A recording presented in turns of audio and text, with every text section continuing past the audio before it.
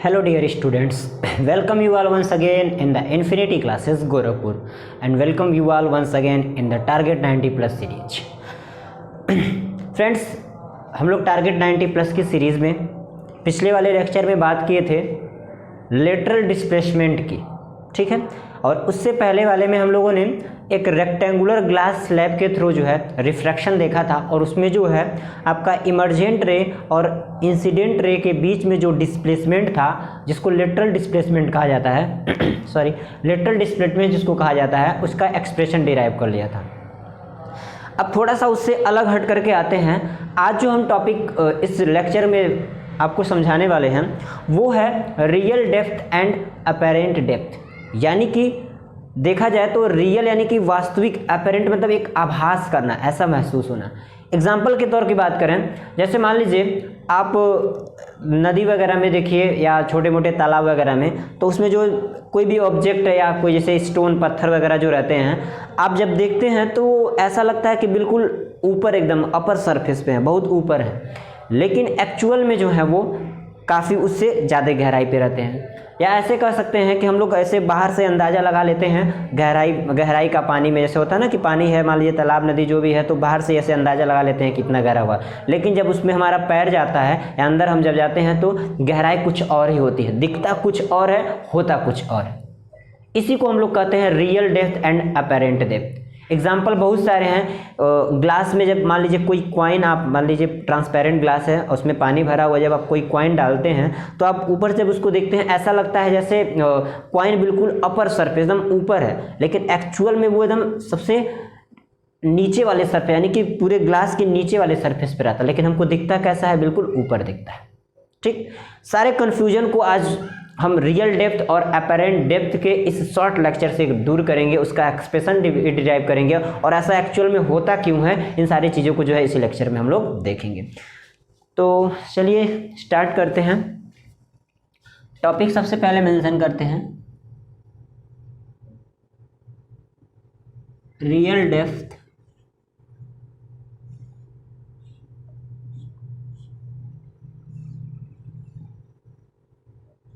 Real depth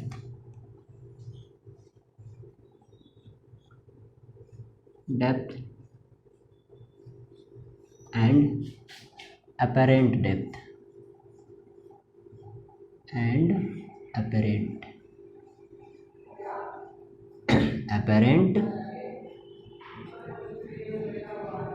depth.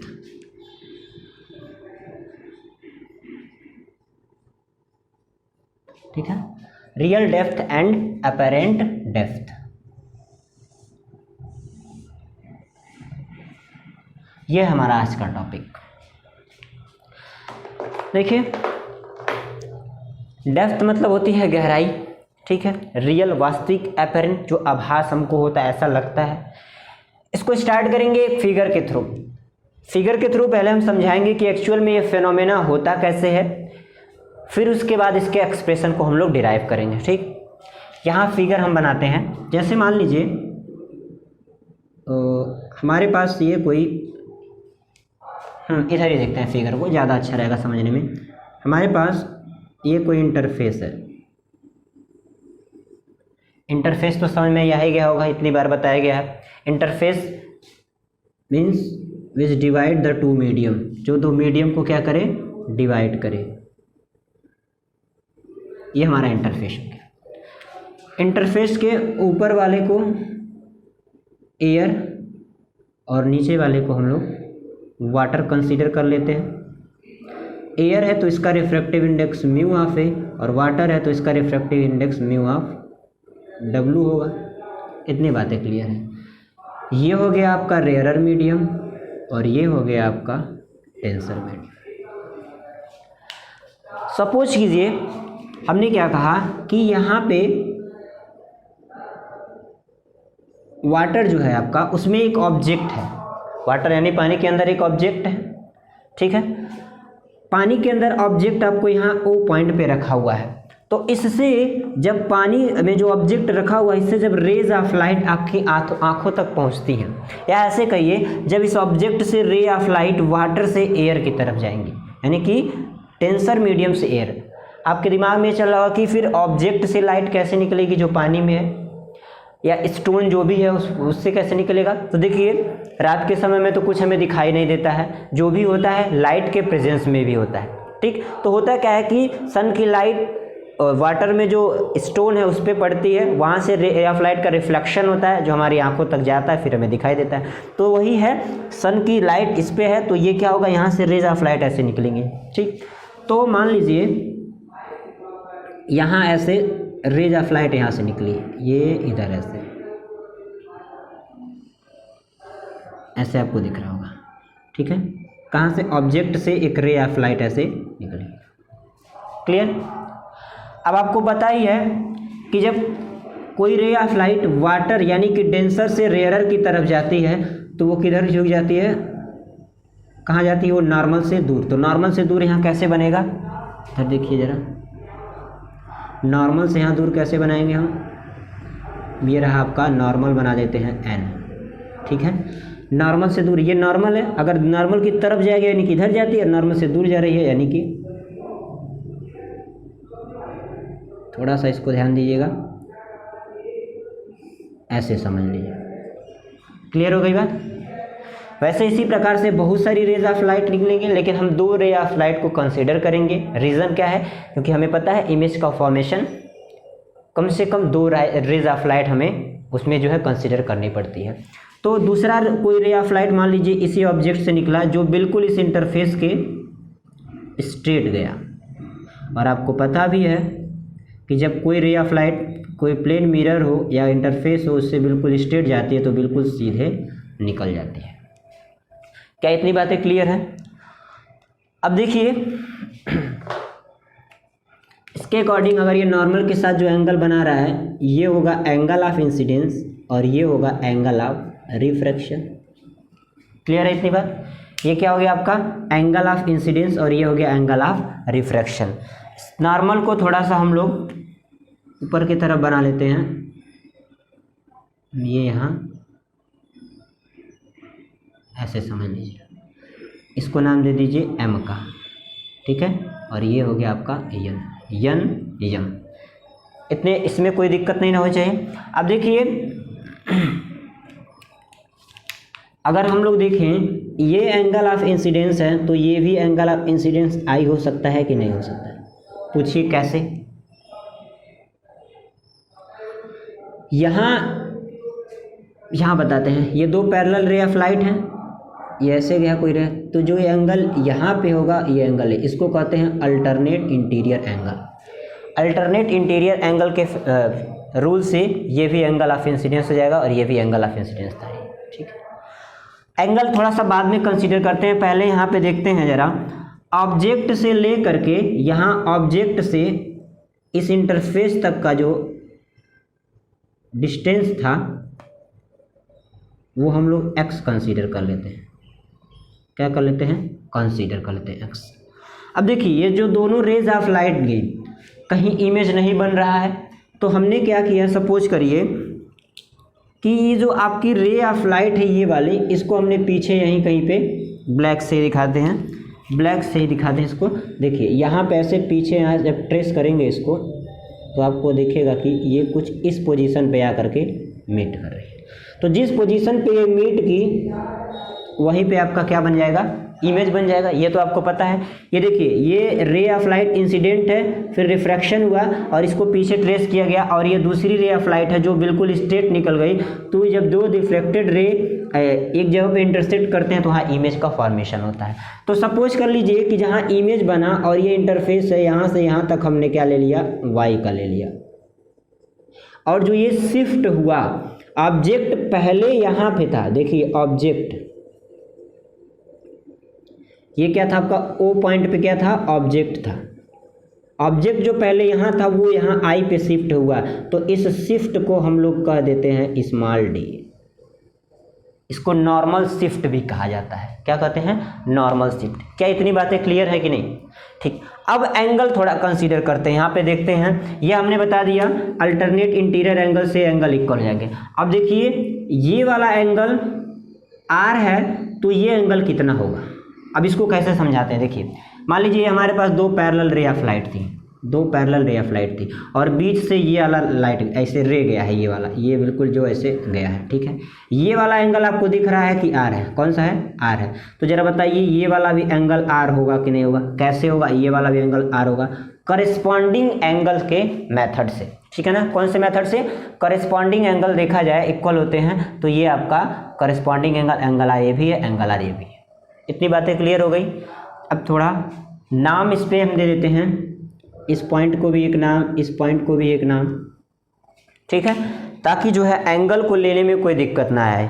तो कुछ नाम इस प्रकार से दे सकते हैं हम लोग, मान लीजिए इसको दे देते हैं बी, इसको दे देते हैं नाम ए का और इसको दे देते हैं नाम सी का, ठीक है ना, बी ए सी, सारे जगह के नाम हो गए। अब हमको क्या करना है, जो भी चीज़ें पहले हैं, अपेरेंट डेप्थ क्या है, फिर रियल डेप्थ क्या है, इन सारी चीज़ों को पहले हमें क्या करना है, नोट कर लेना है, ताकि हमको आगे डेरिवेशन करने में आसानी हो। क्लियर। चलिए अब हम देखेंगे जब अपनी आंखें यहाँ पे लगाते हैं, यहाँ पे कुछ इस प्रकार से, ये आपका क्या है, आई है, तो हमको अब ये ऑब्जेक्ट कहाँ दिख रहा है, इस पोजीशन पे दिख रहा है। एक्चुअल में था कहाँ, यहाँ ओ पे था, दिख कहाँ रहा है, यहाँ पे। शिफ्ट कितने का हुआ, स्मॉल डी का, ठीक। क्लियर हो गई बात। चलिए फिगर तो क्लियर है, आइए अब आगे देखते हैं। सपोज कीजिए, मान लीजिए अपेरेंट डेप्थ हमारा यहाँ, अपेरेंट डेप्थ क्या है, A double P A R E N T, apparent depth is equals to, देखिए आई बी क्या हमारा अपेरेंट डेप्थ है, I B is equals to Y, apparent depth हो गया। रियल डेप्थ क्या था, रियल डेप्थ ओ बी था, देखिए ओ से लेकर के बी तक, ओ से लेकर के बी था, और ओ से बी क्या है आपका पूरा एक्स है, ओ से बी क्या है, एक्स है। ये हो गया रियल डेप्थ और अपेरेंट डेप्थ हो गया। अब थोड़ा एंगल की बात करें, जो हम लोगों ने अभी इक्वल जस्ट किया है, अगर बात करें यहाँ पे एंगल ओ ए एम और ए ओ बी का, देखिए O A M, angle O A M is equals to, angle O A M is equals to angle A O B, angle A O B, और is equals to क्या हो गया, ये आई हो गया। और कैसे हुआ है, अल्टरनेट इंटीरियर एंगल से, अल्टरनेट इंटीरियर एंगल के मेथड से। समझ में आ गई बात। एंगल ऑफ इंसिडेंस आई का हो गया। अब जरा आर की बात करते हैं, तो सी ए एन, देखिए angle C A N, angle C A N is equals to, देखिए C A N is equals to, इसके एंगल क्या है, तो ए आई बी क्या हो जाएगा, angle A I B is equals to R, और यहाँ हम कैसे करेंगे इसको, कॉरेस्पॉन्डिंग एंगल के मेथड से, कॉरेस्पॉन्डिंग एंगल के मेथड से। इतनी बातें क्लियर हो गई। चलिए अब हम क्या करेंगे, यहाँ पे स्नेल्स लॉ का यूज करते हैं पॉइंट ए पे। किस पे, पॉइंट ए पर, using Snell's law at point A, using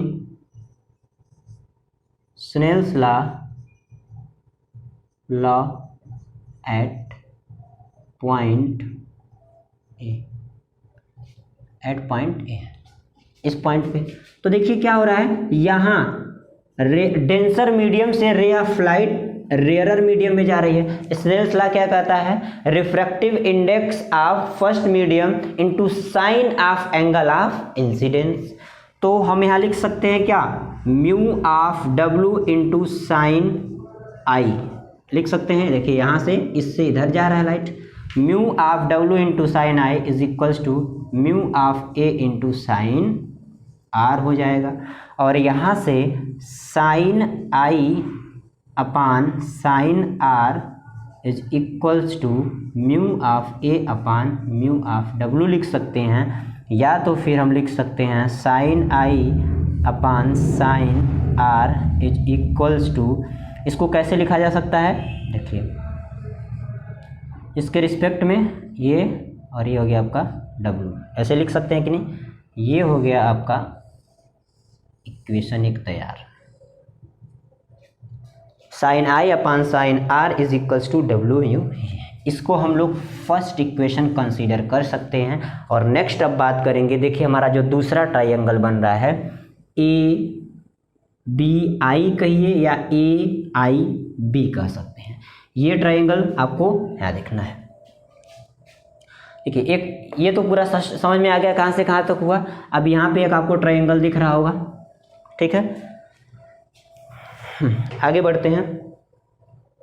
in triangle O A B अब हमको क्या करना है, साइन आई और साइन आर निकालना है, क्योंकि साइन आई और जब साइन आर निकल जाएगा तब जा करके हमको जो आपका रियल डेप्थ और अपरेंट डेप्थ का फार्मूला है वो निकल के आएगा। सो अब यहाँ पे हमें क्या निकालना है, अब साइन आई और साइन आर निकालना है। तो यहाँ लिखेंगे इन ट्रायंगल, कौन सा ट्रायंगल, ओ ए बी पहले कंसीडर करते हैं। इन ट्रायंगल ए ओ बी कहिए चाहे ओ ए बी कहिए, A O B, in triangle A O B लिखा, ए ओ बी दिख रहा है आपको triangle A O B. Triangle A O B में अगर देखा जाए एंगल ऑफ इंसिडेंस आई के लिए तो साइन आई लेंगे और sine I is equals to क्या होता है, देखिए साइन आई, क्यों आई ले रहे हैं, देखिए यहाँ ये रहा आपका, ये रहा आपका, ये रहा, मतलब ये रहा, ये दिख रहा है और ये पूरा, और ये तो थीटा ये है आपका, थीटा के सामने वाला परपेंडिकुलर और 90 के सामने वाला हाइपोटेनस। तो sine R is equal to perpendicular upon hypotenuse, यानी कि बी ए कहिए चाहे ए बी अपान ओ ए होगा। क्या हो जाएगा, A B upon O A is equals to A B upon O A कह सकते हैं। क्या इतनी बातें क्लियर हैं, ए बी अपान ओ ए। ये हो गया आपका सेकेंड इक्वेशन, ये कौन सा हो गया, सेकेंड मान लीजिए। चलिए अब बात करते हैं थोड़ा आगे और सिमिलरली, बिल्कुल उसी प्रकार से सिमिलरली कौन सा, इन ट्रायंगल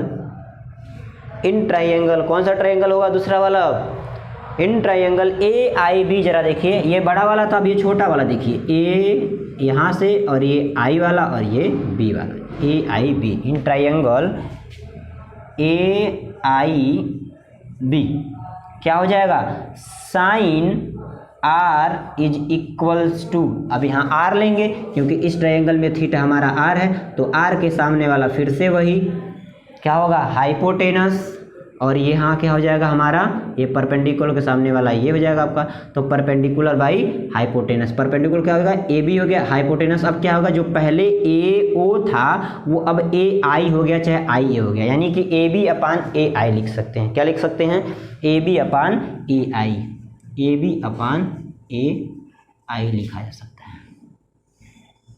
ये कौन सा इक्वेशन हो गया, थर्ड इक्वेशन हो गया। अब सेकेंड इक्वेशन और थर्ड इक्वेशन यानी कि साइन आई और साइन आर की वैल्यू को हम ले जा करके फर्स्ट इक्वेशन में पुट कर देंगे। तो क्या लिखेंगे यहाँ, पुटिंग द वैल्यू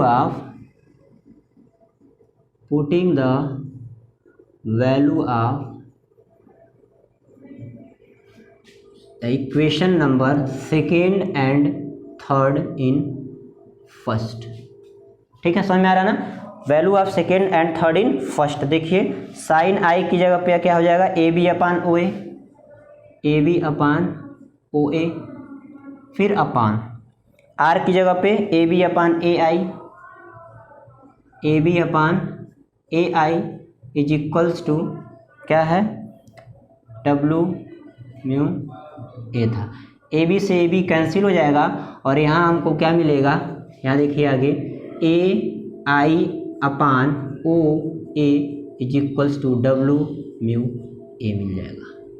समझ में आ रहा है, A I upon O A is equals to W mu A हो जाएगा। इतनी बातें क्लियर हैं, इतनी बातें क्लियर हैं आपको।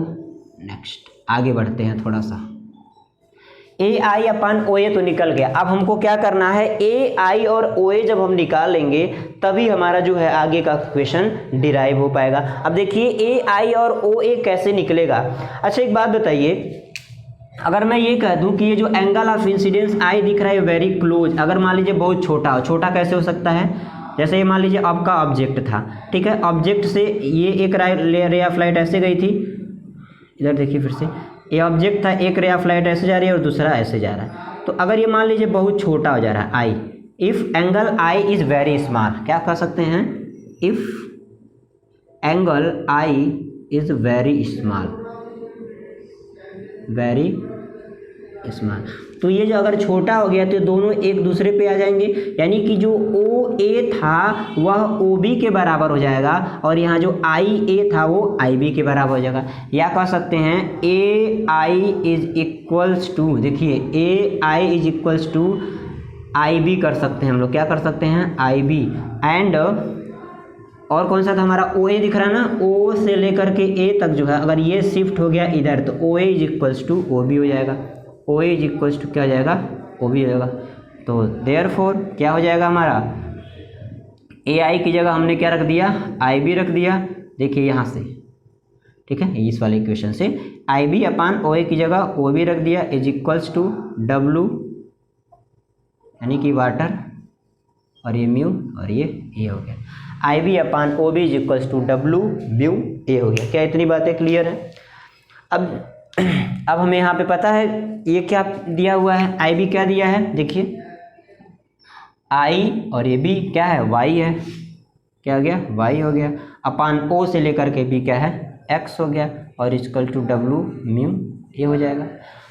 और या तो इसको दूसरी तरह से लिखना चाहें आप तो कैसे लिख सकते हैं आप, X upon Y is equals to, medium बदल देंगे तो ये हो जाएगा ए म्यू डब्लू, ये चीज़ें तो हमें आपने पहले ही सिखा दी हैं, रेसिप्रोकल होता है तो एक्स अपान वाई भी हो सकता है, ठीक है। तो ये हमारा क्या निकल के आया, ये क्या है आपका रियल डेप्थ है और ये वाई क्या है, अपेरेंट डेप्थ है, रियल डेप्थ और apparent depth, refractive index of water with respect to air हो जाएगा, ठीक है, refractive index of water with respect to air. अब आगे बढ़ते हैं, अब हमको क्या करना है, एक्स और वाई फाइंड आउट करना है। देखिए ये देखो, हाँ देखिए x upon Y is equals to a mu डब्ल्यू, यानी कि refractive index of water with respect to air. इसको हम लोग कुछ इस तरह से भी लिख सकते हैं, ये एक्स क्या है, रियल डेप्थ है, और वाई क्या है, अपेरेंट डेप्थ है, और is equals to a mu डब्ल्यू है। इसको ऐसे भी लिखा जा सकता है कि नहीं। देखिए एक्स क्या हमने बताया था, ये रियल डेप्थ है, ऑब्जेक्ट एक्चुअल में जहाँ था, और ये वाई क्या है, अपेरेंट डेप्थ है, जहाँ अब दिख रहा है, यानी कि सरफेस से ऊपर दिख रहा है आपको, ठीक। तो रियल डेप्थ अपान अपेरेंट डेप्थ, ये किससे हुआ, और देखिए ये जो चीज़ें हमने की हैं यहाँ पे, ये प्रिंसिपल ऑफ रिवर्सिबिलिटी से हमने बताया था। प्रिंसिपल ऑफ रिवर्सिबिलिटी पढ़ाए होंगे तो जब कोई रे ऑफ लाइट एक मीडियम से दूसरे मीडियम में जाती है, उस पर मिरर लगाया गया था सेकेंड मीडियम में सॉरी तो सिर्फ सेकेंड मीडियम से जब फर्स्ट मीडियम में जाती है तो इसी को प्रिंसिपल ऑफ रिवर्सिबिलिटी कहा जाता है।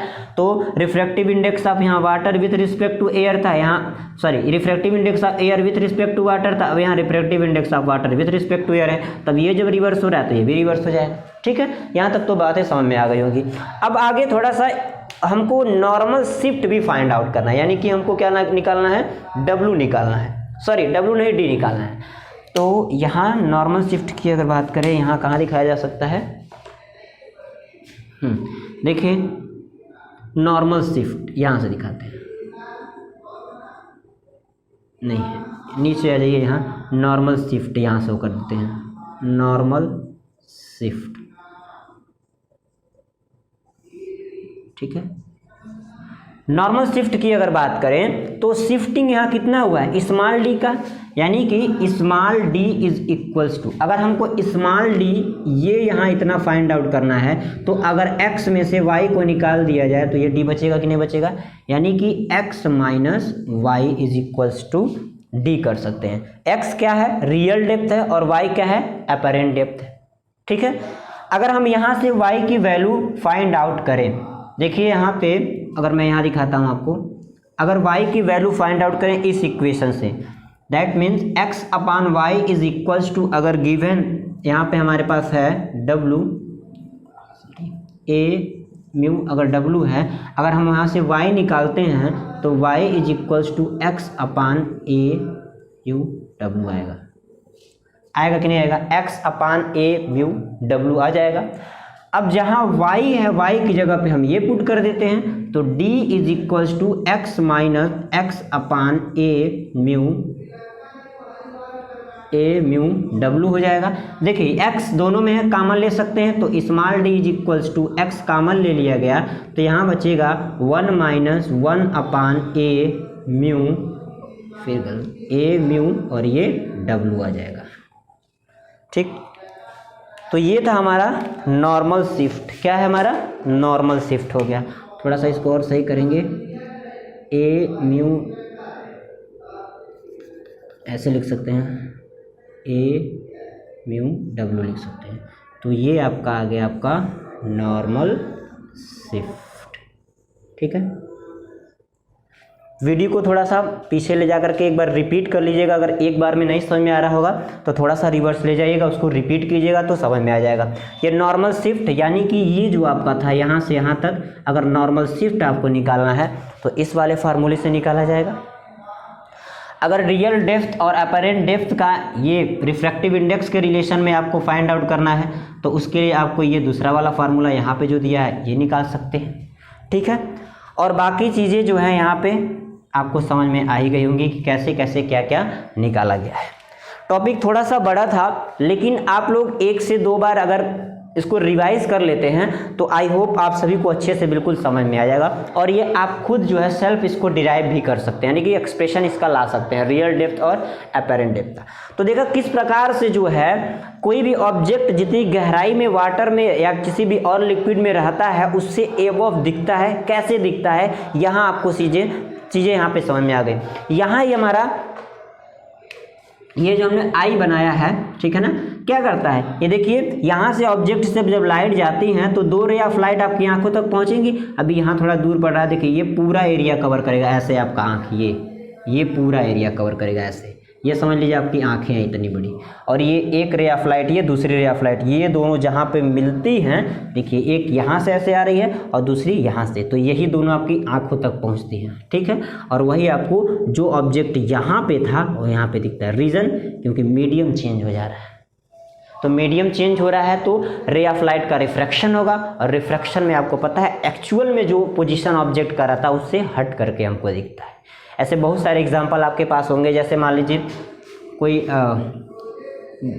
ये जार है ट्रांसपेरेंट, इसमें आप अगर पेंसिल डालते हैं तो पेंसिल आपको यहाँ से ऐसे टूटा हुआ कुछ इधर नज़र आता है, शिफ्ट नज़र आता है। ऐसा भी एग्जांपल आपने देखा होगा। ग्लास में अगर ऐसे नींबू रखते हैं छोटा सा तो वो अपने आकार से कुछ ज़्यादा ही बड़ा एकदम वो ऊपर की तरफ दिखता है। तो ऐसे बहुत सारे इसके रियल और अपेरेंट डेप्थ के एग्जांपल आपको देखने के लिए मिलेंगे। ठीक, तो चलिए आज यहीं पे इसको क्लोज करेंगे। नेक्स्ट टॉपिक में हम लोग फिर से नेक्स्ट अगर बात करें, अगला हमारा जो टॉपिक होगा वो होगा नेक्स्ट जो हम टॉपिक इसमें कंसीडर करेंगे वो लेंगे हम टोटल इंटरनल रिफ्लेक्शन की बात करेंगे, और आफ्टर दैट हम लोग application of total internal reflection की बात करेंगे। ठीक, तब तक के लिए thank you and take care.